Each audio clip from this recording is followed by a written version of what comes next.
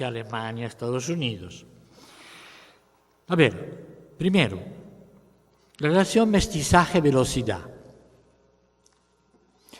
Yo últimamente he estado pensando esta cuestión.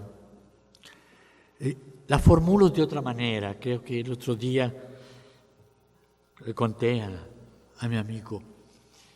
García Márquez, cuando recibió el Nobel de Literatura, comenzó su discurso diciendo esto, preguntándose si los pueblos que habían vivido 100 años de soledad tendrían una segunda oportunidad sobre la tierra. Y yo pienso que la segunda oportunidad empieza hoy, cuando las culturas cotidianas, orales, gestuales, visuales, sonoras, rítmicas de nuestros pueblos encuentran en Internet la escritura que permite entrecruzar todas esas culturas de ellos y que fueron condenadas como incultura por lo que Ángel Rama, el grande crítico uruguayo, llamó en un ensayo estratégico para América Latina la ciudad letrada.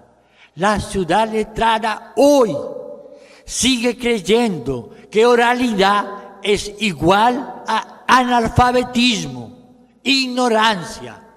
Es incapaz de pensar. La mayoría de los intelectuales en Colombia son incapaces de pensar que hay otras culturas que no son la cultura del libro, y no son lo contrario de la cultura del libro, sino otras culturas. Entonces, por ejemplo, yo estoy en este momento trabajando en una investigación sobre lectoescritura y desarrollo social, fuera de la escuela.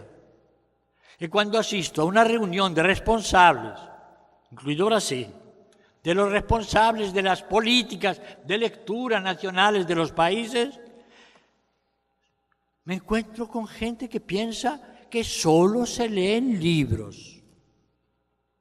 La publicidad no se lee, los cómics no se leen. Ahora que ya son novelas, los cómics, relatos de novela, pero mientras fueron tira cómica no eran legibles, como el cine no es legible. Y por supuesto, el rock no es legible. Entonces, yo creo que lo que está planteando es que realmente el mestizaje fue un obstáculo terrible para el desarrollo de la riqueza que había en esas culturas mestizas. Porque ser mestizo, ustedes saben, durante más del siglo XIX, buena parte del siglo XX, fue un pecado, un defecto. En Colombia se habla de que los criollos que hicieron la independencia de América Latina blanquearon toda la nación que ellos formaron.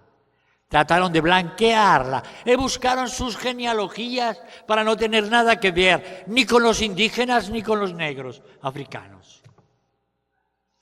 Asumir el mestizaje en términos de lugar entre es realmente plantear la movilidad.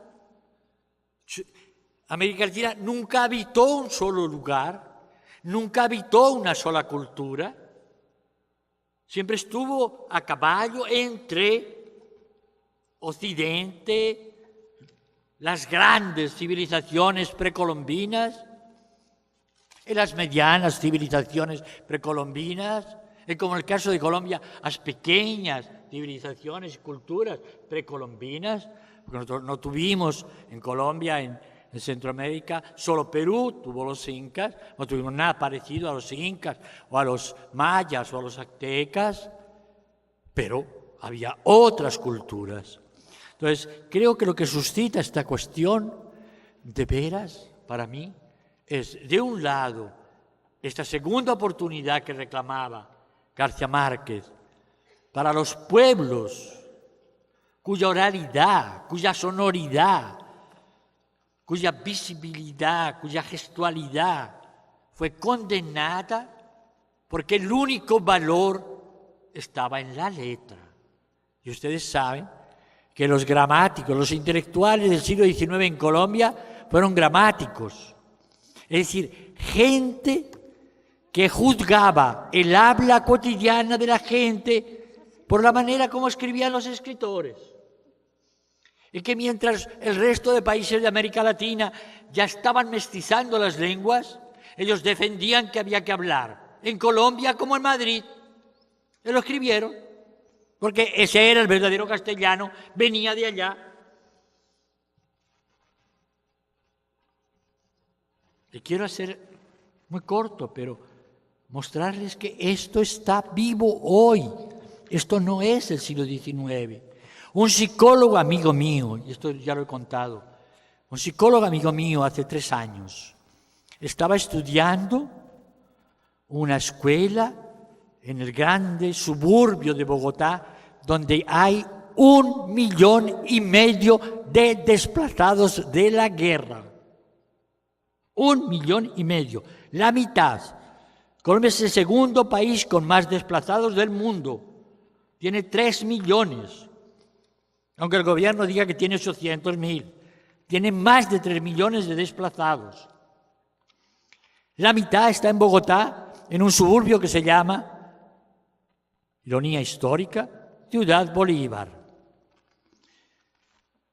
Pero no tiene nada que ver con Chávez. Existió antes de Chávez, Ciudad Bolívar. Esto quiero aclarar. Y en Ciudad Bolívar, una escuelita con montones de niños venidos de la costa caribe. Un maestro y una maestra sin recursos, una situación muy pobre. Pero ¿qué es lo que descubre este psicólogo? Resulta que los niños de la costa son muy movibles, son muy ágiles, son muy nerviosos, gesticulan mucho, se mueven mucho, no se pueden estar quietos. Y además tienen una capacidad narrativa enorme, saben contar cuentos. Cuando mi amigo psicólogo vuelve 1 año y medio después, ¿qué encuentra? A estos niños, los maestros, con la mejor voluntad del mundo, la única manera de volverlos quietecitos y de que no fueran llenos de palabrotas del Caribe, porque el Caribe tiene su propio vocabulario y no es el de Bogotá precisamente, les han puesto a hablar cómo se escribe. Tuvieron que aprender a hablar cómo se escribe. Se quedaron mudos y se quedaron quietos. O sea, esto no es el siglo XIX, es hoy, el siglo XX, que la diversidad cultural es laminada por la escuela, por el sistema educativo que tenemos. En cuanto a la segunda, yo diría que, de todas maneras, y asumiendo que nuestras sociedades, si tuviéramos gobiernos capaces de pensar políticas de cultura, de comunicación, a la altura, con una casa de poetas en otra pequeña ciudad brasileña, pudimos hablar con ellos. Otra vez, yo sentí una envidia, ¿cómo se dice en portugués? Inveja. Una envidia enorme. Es decir, un país que está logrando que una ferrería sea un lugar donde la gente joven puede crear con artesanía de los herreros, puede crear, puede inventar, puede soñar, puede pensar su país, imaginarlo a través de la escultura. Y el otro lado, los poetas. Yo creo que eso, para mí lo que me plantea es la contradicción profunda entre la riqueza y la movilidad, no en el sentido de la frivolidad, sino en aquel sentido en que Vittorio, ¿cómo se llama? El novelista italiano de los 6 ensayos sobre el milenio, el grande novelista italiano que tiene por los temas, tiene un capítulo sobre la levedad. Calvino, Italo Calvino. En sus ensayos sobre el nuevo milenio hay uno que es sobre levedad. Y yo recomendaría a muchos adultos que hoy relacionan levedad con ligereza, frivolidad de los jóvenes, falta de seriedad, etcétera, que lean lo que escribió Italo Calvino sobre la levedad. Y la levedad, perdónenme, pero me estoy alargando, tengo que relacionarla con lo que yo presencié en este encuentro de Brasilia de hace 1 año y medio, que organizó Gilberto Gil, siendo ministro de Cultura, que fue el siguiente. Por la mañana habló un intelectual europeo muy, muy importante, no voy a decir nombre, pero muy, muy importante, de la grande izquierda europea. Y nos dejó a todos tristes, pesimistas, no hay futuro. El futuro se lo comió, porque fue antes de la crisis, sí, fue hace 1 año y medio, por lo menos un poquito más.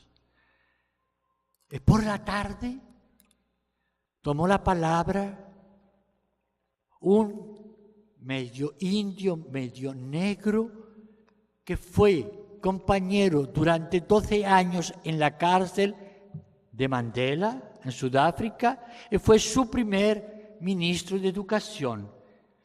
Y después de que en la mañana había hablado este famoso intelectual europeo,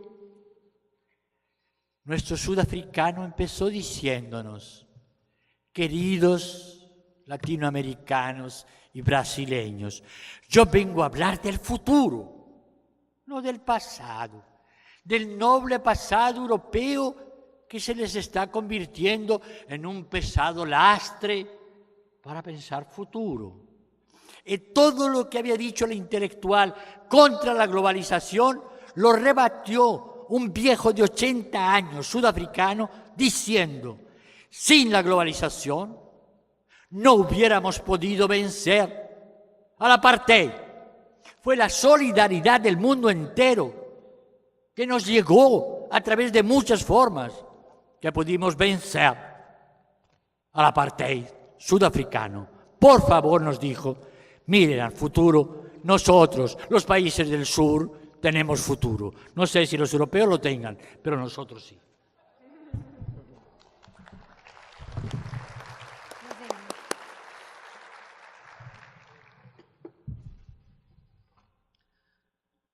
Bom, quero agradecer o privilégio de estar aqui ao seu lado, Martim Barbeiro, e poder fazer uma questão, 2. Você começou a sua conferência hoje dizendo que a Imaculata lhe solicitou uma questão, quer dizer, como pesquisar comunicação, como fazer pesquisa em comunicação. E você nos disse que pensar o como é também pensar o quê. E nos disse posteriormente que pensa que hoje pesquisar a comunicação se trata muito menos de pesquisar os meios de comunicação e muito mais buscar entender o seu entorno, o entre, as relações, o processo. Me parece que você já apontou nessa direção em seu livro Dos Meios às Mediações, quando você fala que de mediações culturais como o lugar, um lugar de comunicação. Então, eu queria que você falasse um pouco dessa trajetória sobre essa questão dos estrito sensu, os meios, não é? Televisão, rádio, como objeto de estudo do campo da comunicação. Em relação, posteriormente, tratando dessa questão da relação, do processo, você nos faz pensar sobre temas caros para nós, como história, como Estado-nação, como nação, nacionalidade, e vai recolocar, questionar, fazer-nos questionar esses paradigmas para repensá-los a partir do âmbito da comunicação. E você coloca como importante a questão dessa integração latino-americana, a importância desse fórum, e coloca como agenda de estudos para a Colômbia, para você, alguns pontos, e coloca como primeiro ponto a guerra. Então, a agenda do país. E nos diz, país, não nação. Então, eu queria que você...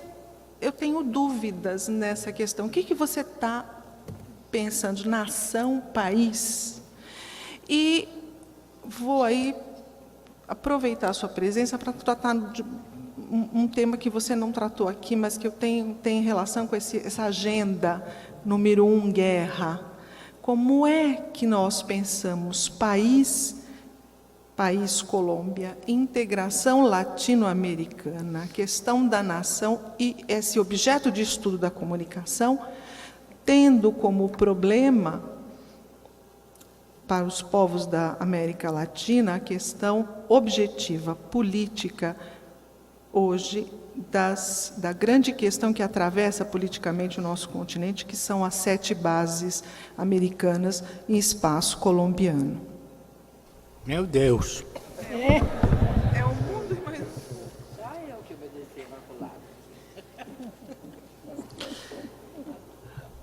Bueno, la primera pregunta creo que tiene que ver con la rapidez con que yo hablé y por tanto con cierto malentendido.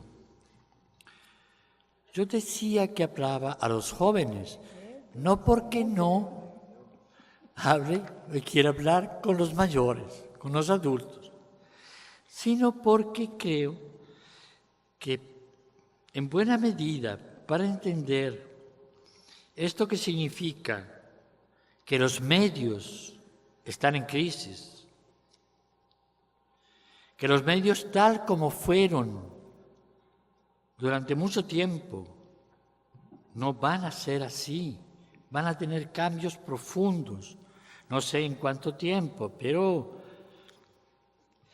al menos la prensa y la televisión lo están viendo muy, muy a corto plazo. Digo los empresarios, pero también los periodistas. No estoy diciendo que no hay que investigar los medios. Estoy diciendo que hay que investigar unos medios que están viviendo un proceso profundo de desconfiguración de su estructura y que están en camino hacia otras figuras muy distintas y que no sabemos hoy cómo van a ser. Por tanto, esto significa poner el énfasis en ciertos aspectos que empiezan a mostrarnos hacia dónde van los medios y no en aspectos que hablan de cómo fueron, pero que ya vemos que así no es. Son lastres, son inercias. ¿Cómo distinguir? Yo no tengo la receta para distinguir en cada medio las dimensiones que de alguna manera enlazan con las transformaciones tecnológicas, con las transformaciones de los receptores, de los sujetos, de los ciudadanos que empiezan a producir y a comunicarse a través del chat, del blog, de la página web.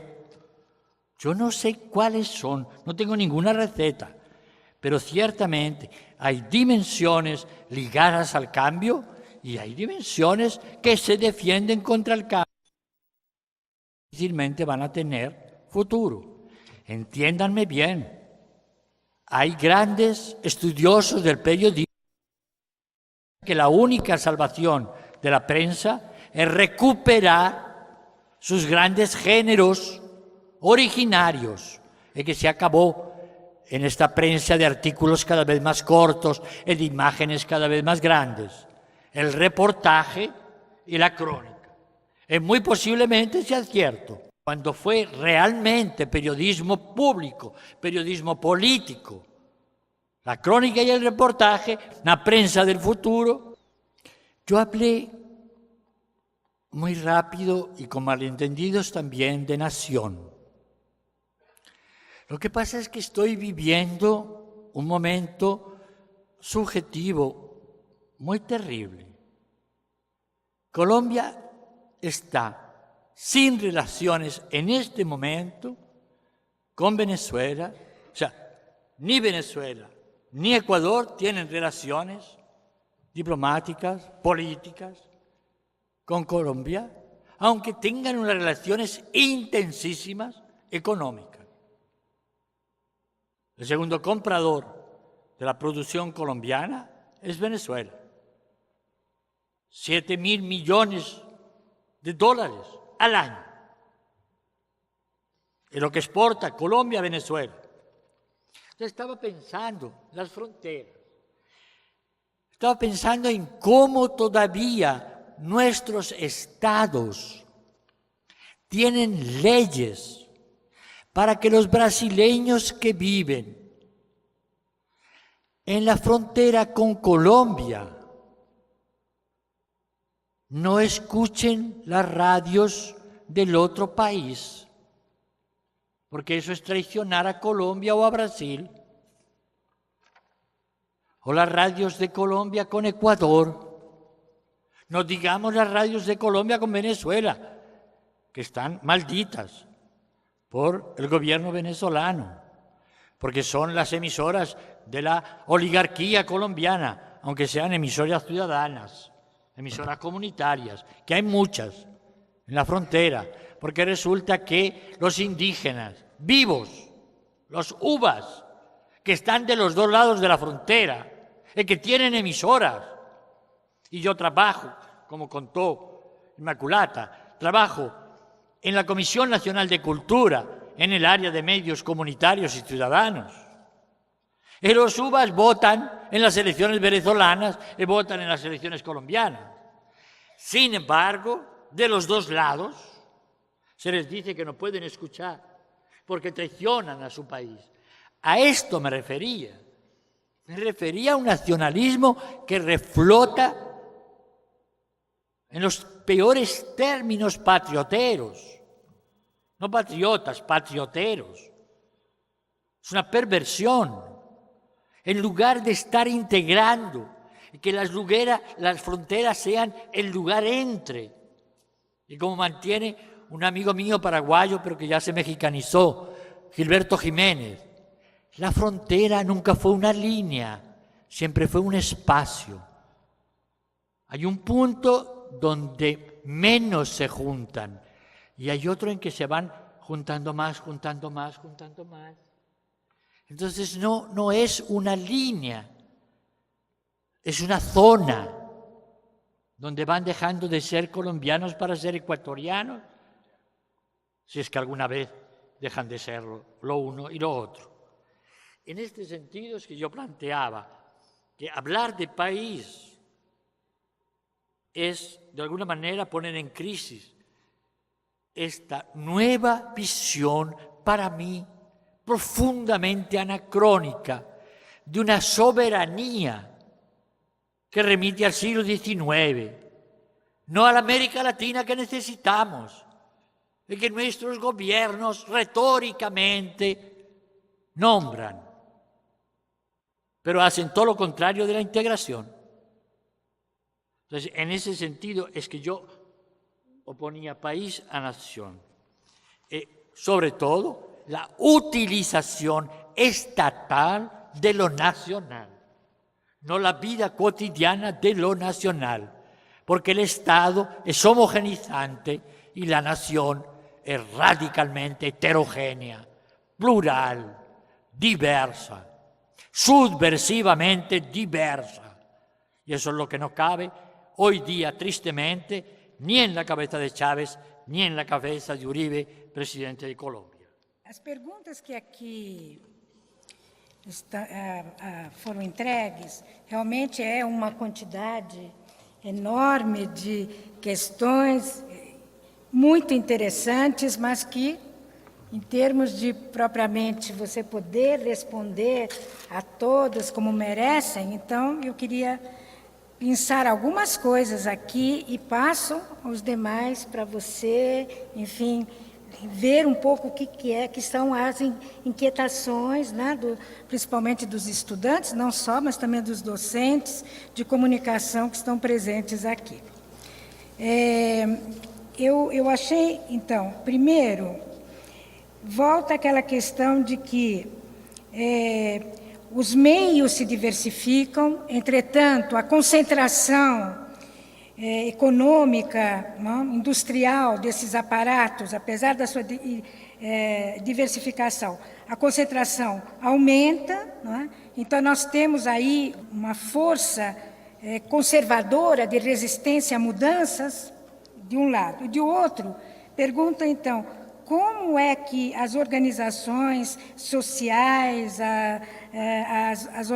as ONGs, os movimentos, poderiam conseguir forças contra esses aparatos?